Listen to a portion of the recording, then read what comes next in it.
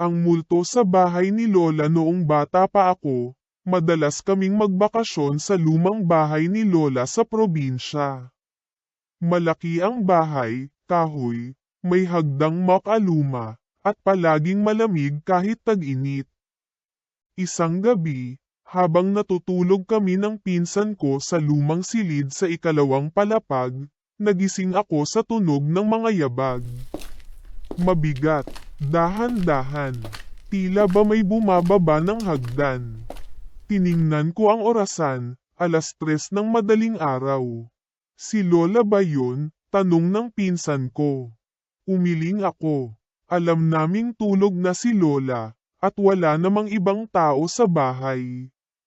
Biglang may kumalabog sa baba. Tumahimik kami. Naramdaman ko ang mabilis na tibok ng puso ko. Lumapit ako sa pintuan ng kwarto at dahan-daang binuksan ito. Walang ilaw.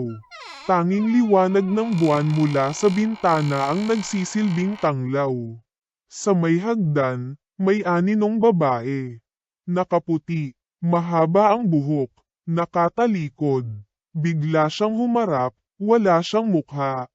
Puro itim ang kanyang mukha, parang butas na walang laman. Napaatras ako sa takot, pero parang napako ang paa ko sa sahig. Biglang nagsalita ang multo, paus at mabagal. Umalis kayo, akin ang bahay na to. Sumigaw ako at hinayla ang pinsan ko palabas ng kwarto. Tumakbo kami papunta sa silid ni Lola. Nanginginig kami habang nagsasalaysay ng nangyari.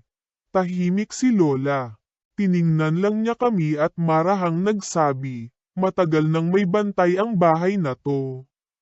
Huwag niyong gambling. Kinabukasan, umalis kami agad. Simula noon, hindi na ako muling bumalik sa bahay ni Lola. Pero tuwing 3:00 ng madaling araw, naririnig ko pa rin sa panaginip ang mga yabag sa hagdan. At ang boses na paulit-ulit na sinasabi, akin ang bahay.